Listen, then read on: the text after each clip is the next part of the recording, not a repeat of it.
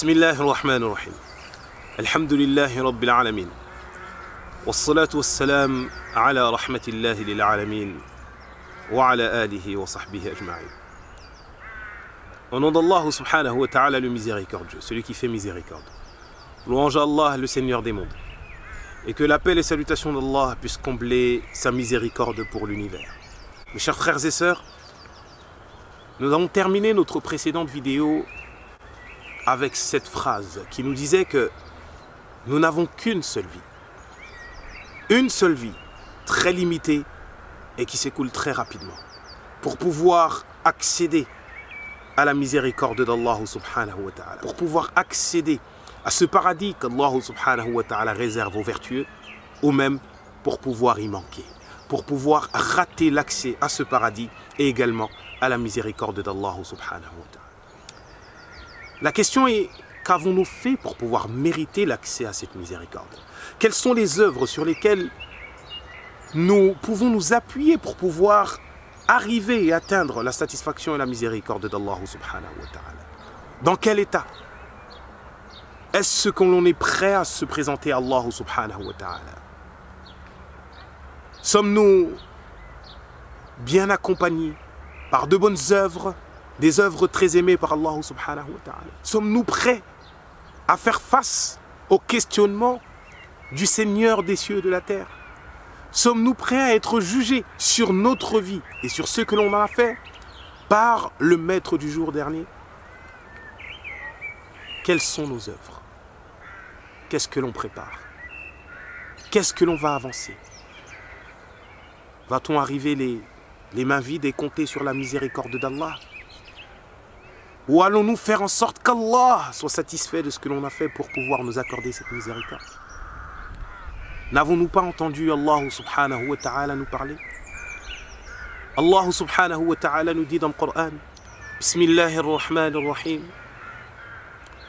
Ya ayyuhalladhina amanu ittaqullah اتقوا الله ولتنظر نفس ما قدمت لغد واتقوا الله إن الله خبير بما تعملون. Dans le sens du verset, Allah subhanahu wa ta'ala nous dit: ô ceux qui ont cru, craignez votre Seigneur, craignez Allah. Et que chaque personne, que chaque âme voit ce qu'elle a avancé pour demain. Que chaque âme voit ce qu'elle a à avancer pour demain. Et craignez Allah. Allah subhanahu wa ta'ala connaît parfaitement ce que vous faites. Dans ce verset, premièrement, Allah subhanahu wa ta'ala lance un appel.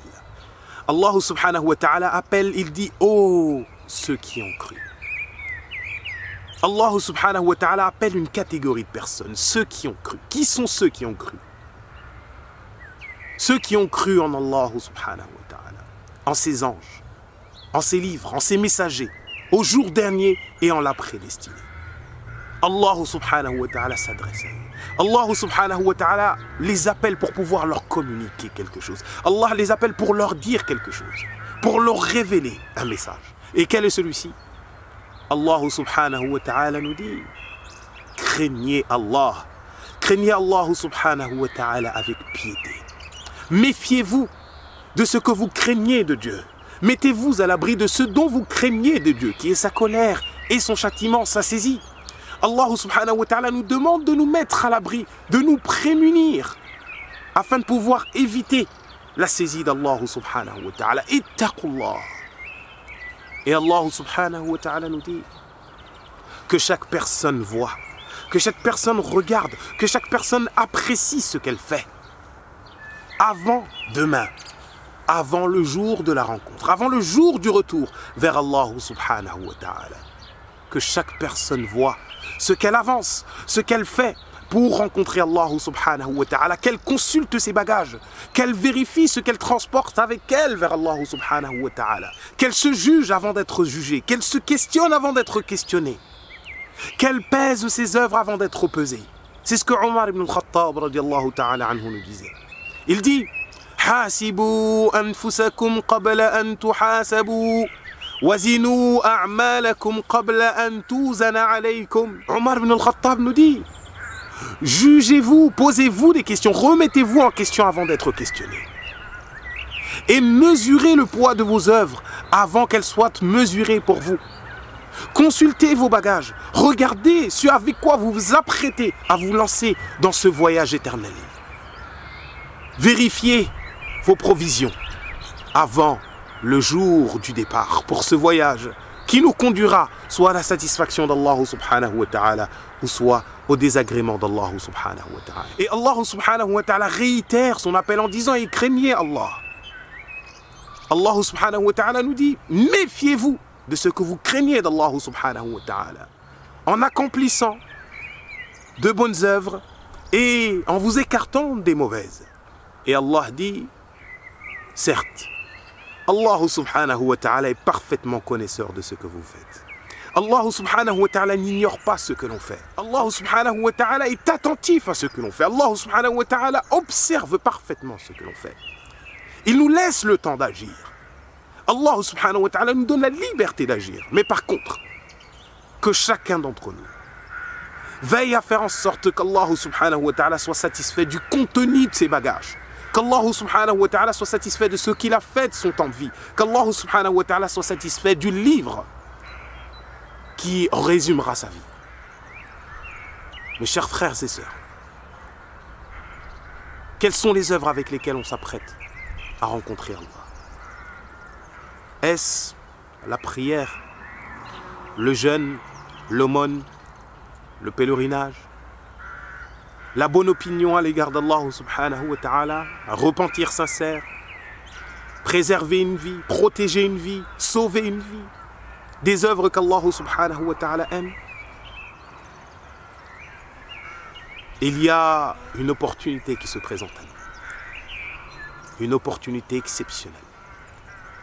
Une opportunité qui nous permettra déjà d'enrichir nos bagages en bonne œuvre, d'enrichir nos bagages en bonnes actions, mais également à réduire nos mauvaises œuvres, à essayer d'éliminer un maximum de nos méfaits.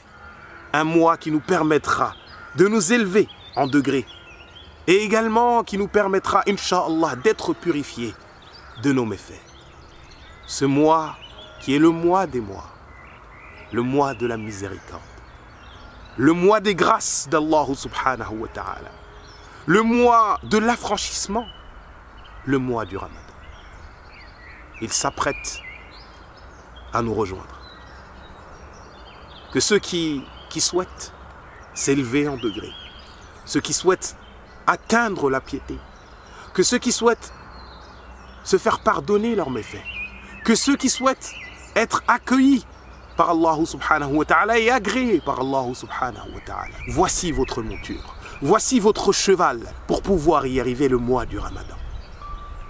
Il va falloir que l'on en profite pour pouvoir enrichir nos bagages en bonne œuvre. Avec la prière, avec le jeûne du Ramadan, lecture du Coran et invocation d'Allah subhanahu wa ta'ala.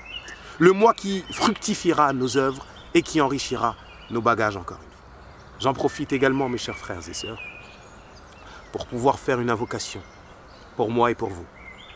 Qu'Allah subhanahu wa ta'ala puisse agréer de nos parts nos bonnes actions et qu'Allah puisse pardonner nos mauvaises actions. Qu'Allah subhanahu wa ta'ala puisse fructifier la récompense de nos bonnes œuvres et qu'Allah subhanahu wa ta'ala puisse faire de nos vies et de nos œuvres une satisfaction auprès de lui subhanahu wa ta'ala. J'implore Allah subhanahu wa ta'ala également pour nos malades, qu'Allah subhanahu wa ta'ala puisse les soulager. Et là, on parle de tous nos malades, ceux qui sont victimes du Covid-19 ou même ceux qui sont atteints d'une autre maladie, qu'Allah subhanahu wa ta'ala puisse leur faire guérison. Une invocation également pour tous nos défunts, ceux qui ont été victimes de ce Covid, de ce virus, et même ceux qui sont morts d'autre chose, ceux qui ont tout simplement écoulé leur temps de vie.